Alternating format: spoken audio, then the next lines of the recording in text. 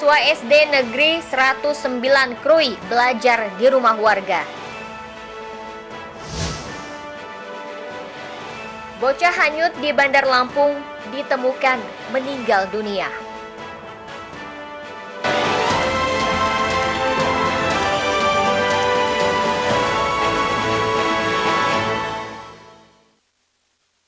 Tabi pun. Selamat pagi pemirsa Ayus di Bandar Lampung dan sekitarnya. Selama 30 menit ke depan kami akan menemani pagi Anda dengan berbagai liputan dari berbagai daerah di Lampung. Puluhan siswa SD Negeri 109 Krui Pesisir Barat belajar di rumah warga dan balai desa. Bangunan sekolah rusak parah dan belum juga diperbaiki.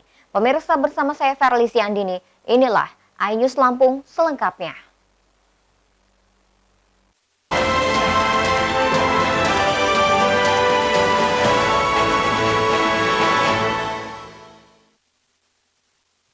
Pemirsa, sebanyak 50 murid SD Negeri 109 Krui terpaksa belajar di balai desa dan rumah-rumah penduduk. Hal ini disebabkan kondisi gedung SDN 109 yang rusak berat dan berbahaya jika digunakan untuk kegiatan belajar mengajar.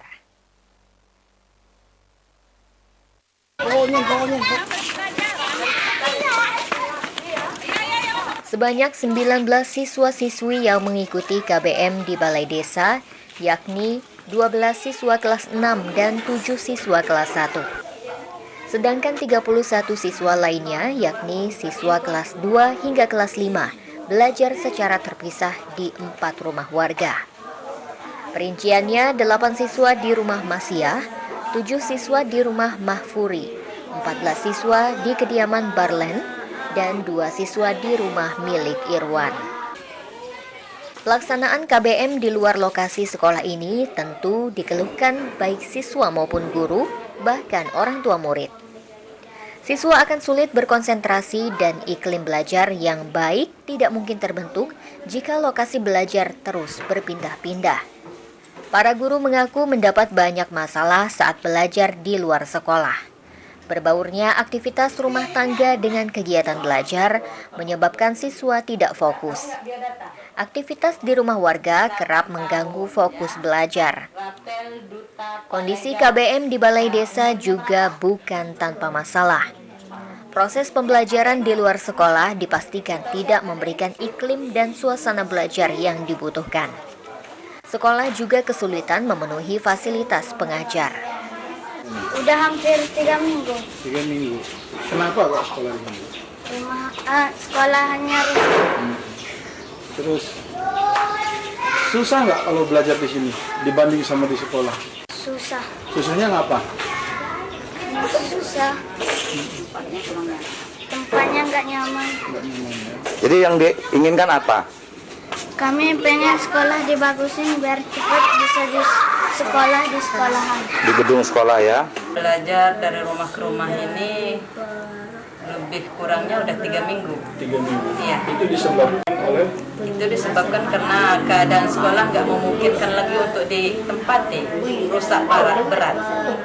Terus kendalanya apa, Bu? Sulitannya untuk alat peraga ya utamanya. Kalau di sekolah-sekolah kan untuk papan tulis itu ada yang gede.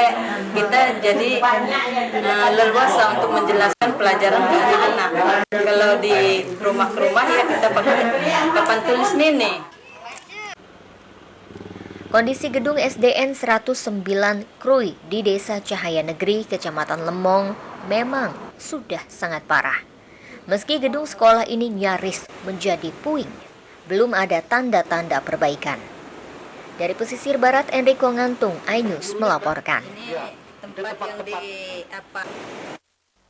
Bangunan SD Negeri 109 rusak secara bertahap sejak 2 tahun silam. Kerusakan terjadi akibat sekolah yang berlokasi di bibir pantai.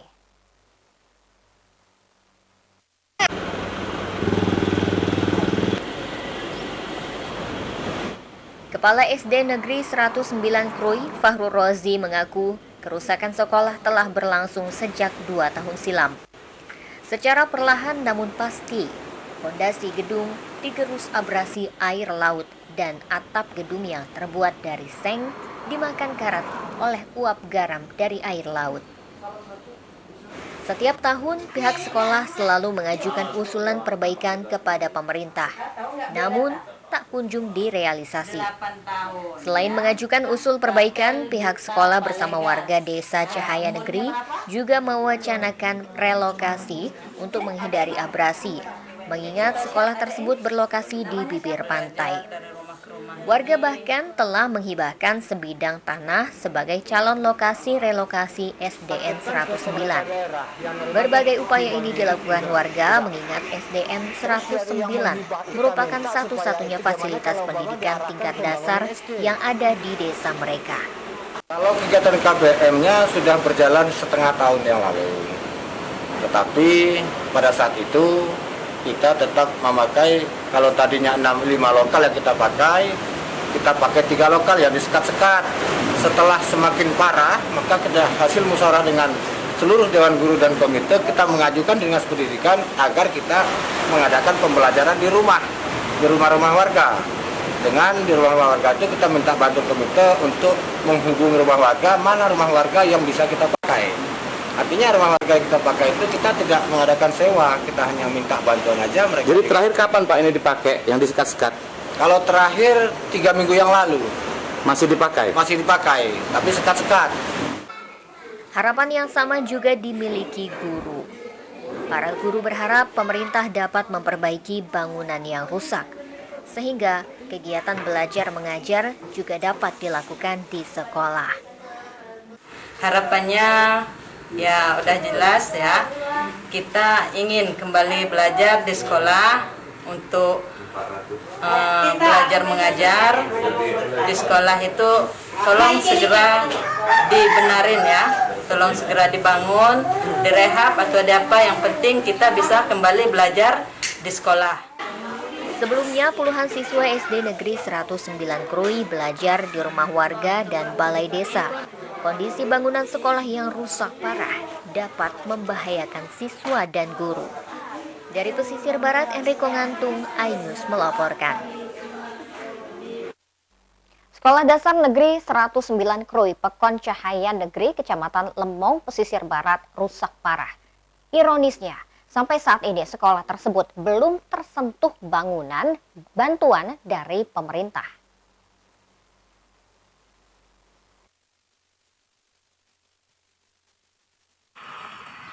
SD Negeri 109 Krui, Kecamatan Lemong, Pesisir Barat, rusak parah. Hampir keseluruhan bangunan dan ruang kelasnya sudah sangat tidak layak untuk dijadikan tempat kegiatan belajar mengajar. Kondisi ini sudah terjadi selama 2 tahun. Dari total 6 kelas, 4 diantaranya sudah rusak parah. Hal ini mengharuskan siswa belajar dalam satu ruangan untuk 2 kelas. Guru berharap agar pemerintah cepat tanggap dalam menangani permasalahan ini agar tidak mengganggu proses kegiatan belajar mengajar. SD Negeri 109 Krui bahkan menjadi sekolah dengan kerusakan terparah di Pesisir Barat. Sekolah ini sudah pernah diperbaiki oleh Pemkab Pesisir Barat pada 2017. Akan tetapi baru beberapa tahun bangunan ini kembali rusak. Pihak sekolah beberapa kali mengajukan perbaikan, namun hingga saat ini belum ada tanggapan dari pemerintah setempat. Kalau rusaknya sudah 2 tahun terakhir ini sudah rusak, karena itu bangunan tahun 2010 itu direhab pakai rangka atapnya atap seng multiroof gitu ya. Tetapi yang namanya pinggir laut dia tidak bisa bertahan lama. Pada saat kita mendapat bangunan itu, kita meminta supaya dipasang genteng, tapi dari pihak saat itu mereka harus pasangnya seng, katanya sudah bagus, tetapi kenyataannya memang seperti ini pinggir laut. Ini juga kalau tidak salah baru 2017, lihat aja di sampingnya sudah banyak yang roboh. Jadi sudah berapa kelas ini Pak? Berapa ruang belajar yang kondisinya sangat rusak parah itu ada berapa kelas? Kalau kondisi yang sangat parah itu sudah 4 kelas. Guru di sekolah berharap jika desain bangunan ruang kelas tidak menggunakan rangka baja, rehabilitasi sekolah lebih baik menggunakan atap genteng atau asbes. Dari Pesisir Barat, Enrico Ngantung, iNews melaporkan. Pemirsa, setelah jeda pariwara berikut kami kembali dengan informasi. Bocah hanyut di Bandar Lampung ditemukan meninggal dunia. Tetaplah bersama kami.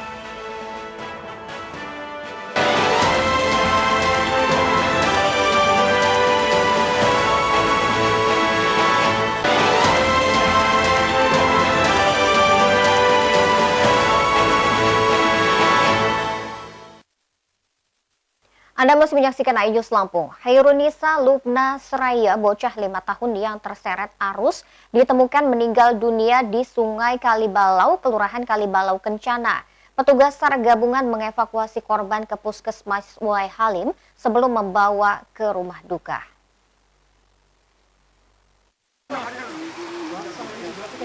Alhamdulillah, masih ditemukan. Tim SAR gabungan akhirnya menemukan jenazah Hairunisa Lubna Seraya. Tubuh bocah 5 tahun ini tersangkut di pohon bambu sekitar aliran sungai Kalibalau. Jenazah dibawa dengan ambulans dari Puskesmas Wai Halim ke rumah duka di Jalan Bukit Cendana, Perum Bunga Panorama, Langkapura Baru, Kecamatan Langkapura. Kepala BPBD Bandar Lampung Syamsul Rahman menjelaskan kronologi penemuan jenazah. Petugas menemukan korban yang tersangkut di antara pohon bambu dan berjarak kurang lebih 6 km dari tempat bocah ini hilang. Ditemukan sekitar pukul 4 pas asar.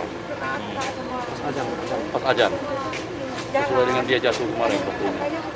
Di belakang kantor Koramil Tanjung Karang Timur. Posisi di dekat bambu tadi ya. Atas gundukan bambu. Pas pohon bambu itu. Dalam keadaan meninggal dunia. Kondisi tubuh sendiri normal, utuh. Mana ada lecet-lecet sedikit seperti tangan, ada. Pak, berapa jauh jarak dari sini ke tempat ditemukan? Kira-kira? Bisa 5-6 kiloan. 6 kilo. Iya. Berapa tim yang kita terjunkan? Kita turunkan tim tadi untuk nyisir 5 tim tadi kan. Tapi jumlah personil bergerak 30. Ya.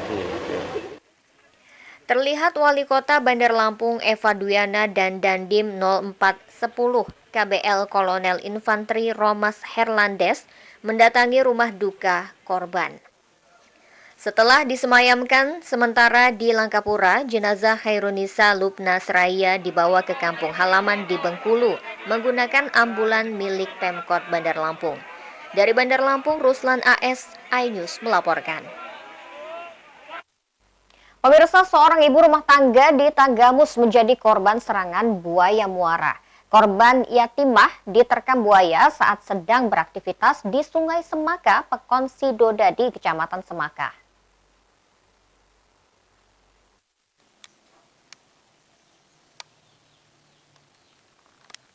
Korban yatimah 70 tahun diserang buaya saat sedang mencuci pakaian di atas rakit di Sungai Semaka. Warga desa Sidodadi, Kecamatan Semaka ini tidak menyadari saat buaya menyambar tangan kanannya. Ibu 5 anak ini meronta dan menjerit meminta bantuan warga. Warga berdatangan dan buaya melepas gigitannya. Akibat gigitan buaya, tangan kanan yatimah menderita luka sayat 5 bekas gigi buaya. Keluarga langsung membawa yatimah ke puskesmas untuk mendapat perawatan. Lah kula bayane langsung nyaplok tangan, kula kipataken. Bayane langsung lepas. Itu sakit pegel panas. Saksi Dasa melihat 2 buaya muara yang berukuran 4 dan 3 meter sedang berjemur di tepi sungai. Masyarakat Pekon Sidodadi meminta kepada Pemkab untuk turun ke lokasi kejadian. Mayoritas masyarakat melakukan aktivitas di sungai tersebut. Tiba-tiba dia teriak, saya sambangin itu tangannya luka, saya lap berdarah. Setelah itu ada luka 5 biji bekas ini gigi buaya. Biasanya di sana Pak, biasanya nongkrong 2, yang 1 4 meter, yang 1 3 meter. Itu ngeri itu. Serangan buaya muara telah terjadi sejak 2019 silam. Sedikitnya sudah ada 15 kasus serangan buaya. Upaya penangkapan oleh BKSDA Lampung tidak berbuah hasil. Dari Tanggamus, Indra Siregar, iNews melaporkan.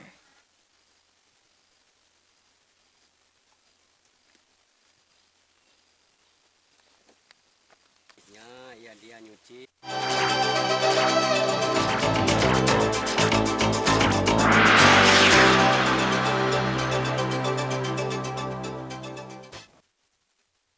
Pemkot Bandar Lampung berencana mengatasi banjir rob yang kerap merendam sejumlah wilayah.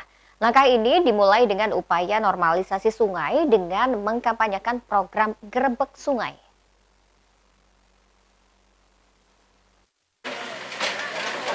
Normalisasi sungai tidak hanya dengan mengeruknya.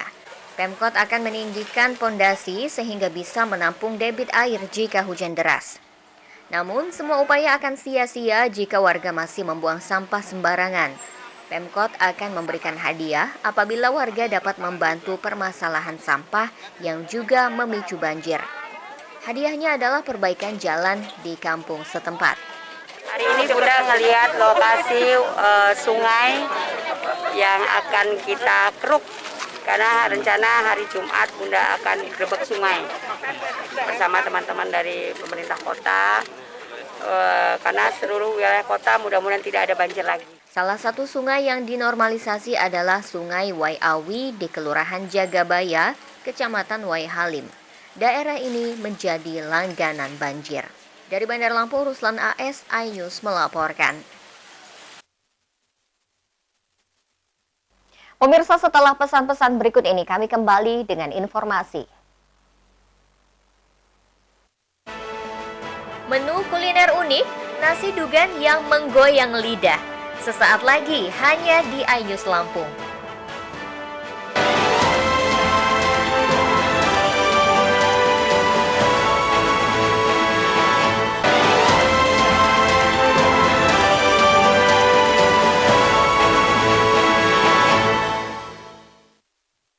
Pemirsa, terima kasih Anda masih bersama kami. Menikmati segarnya minuman kelapa muda mungkin biasa.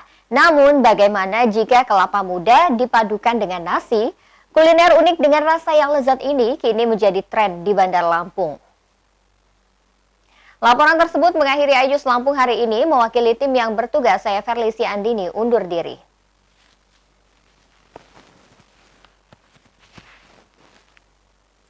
Jaga diri dan orang tersayang dari ancaman COVID-19 dengan menggunakan masker saat berada di tempat umum. Selamat melanjutkan aktivitas Anda. Terima kasih dan sampai jumpa.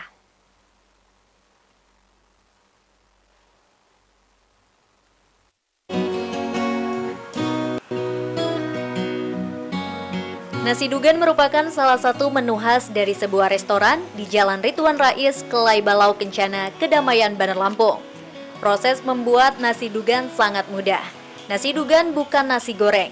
Menu dugan merupakan nasi sangrai yang dilengkapi dengan berbagai topping seafood seperti udang atau cumi.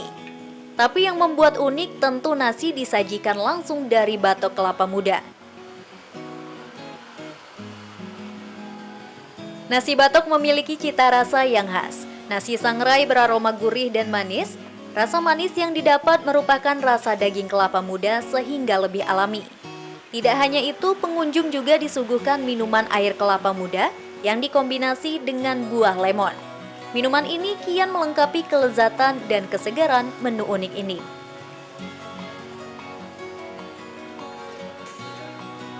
Ada yang saya nemuin nasi dugan ini, terus di dalamnya itu ini bukan nasi goreng, tapi nasi disangrai. Ada campuran udang, ada campuran bakso, campuran telur dan banyak lagi. Ini spesialnya di sini, best seller. Jadi cukup menarik untuk warga Lampung nikmatin di sini. Seperti apa rasanya dikombinasi dengan kelapa muda itu? Rasanya itu bervariasi, dari kita makan baksonya dan rasa teksturnya itu beda dari yang lain. Jadi rasa asin, asam, asin, manis campur. dari itunya ya. Iya. Dugannya. Manis dari dugannya. Manis dari dugannya kita makannya dengan cara dikerok. Kalau misalnya orang suka, nah ini teksturnya enak. Ini recommended ya untuk wisata kuliner di Bandar Lampung. Iya, belum pernah ada di Bandar Lampung. Ada baru di sini doang. Sudah berapa kali kita menikmati nasi dugan ini, Mbak? Saya sudah sering, Mas, semenjak restoran ini buka. Kita sudah makan nasi dugan, terus minumnya menetralisirkannya dengan air dugan. Pengelola restoran Adi Susanto mengatakan menu nasi dugan ini merupakan menu khas restoran Rumah Ikan Cafe dan Resto. Menu tersebut kini banyak digemari pecinta kuliner di Bandar Lampung. Untuk menikmati menu unik ini, pengunjung hanya cukup merogoh kocek 30.000 saja setiap porsinya. Dengan uang tersebut sudah termasuk menu tambahan saus sambal dan kerupuk serta minuman segar air kelapa muda lemon. Nasi dugan yang paling fenomenal. Kita lihat ada fenomenal karena memang nasi yang kita sangrai dengan topping kita kasih udang, kita kasih cumi, kita masukkan ke dalam dugan. Dugannya pun ada dugan pilihan yang memang kita bukan dugan yang tua, karena memang apabila tamu atau penikmat nasi dugan ingin menikmati nasi dugan, dia langsung makan di atas dugannya. Kemudian apabila tamunya ingin menjadikan bubur, mengaduk dugan itu menjadi satu kesatuan dengan dugannya. Ini yang cukup menarik. Kenapa? Karena dugan yang kita kelola adalah dugan yang langsung jatuh dari pohonnya. Kita ambil baru karena setiap hari itu habis, setiap hari habis. Nah, sehingga pada saat orang menikmati nasi dugan itu merasa masih fresh, masih segar. Kemudian juga air dugannya pun kita pisahkan dengan kita jadikan menjadi air minum yang dicampur dengan lemon. Ini cukup asik dan cukup menyegarkan apabila kita menikmati nasi dugan. Cukup murah nasi dugan yang ada di Rumah Ikan Cafe and Resto. Harga sendiri Bang Adi? Iya. Berapa Bang harga? Untuk harga nasi dugan seputaran masih sekitar 30.000. Kenapa? Karena 30.000 itu kan kita ada seafoodnya yang memang kita masukkan ke dalam nasi dugan. Ini memang satu-satunya di Bandar Lampung, di Lampung yang memang memiliki menu nasi dugan. Belum ada restoran yang lain selain masih ada di Rumah Ikan Cafe. Menu nasi dugan yang unik dapat dinikmati di restoran Rumah Ikan Cafe dan Resto yang terletak di kawasan Jalan Ridwan Rais, Kalibalau Kencana, Kedamaian, Kota Bandar Lampung. Dari Bandar Lampung, Andres Afandi, iNews melaporkan.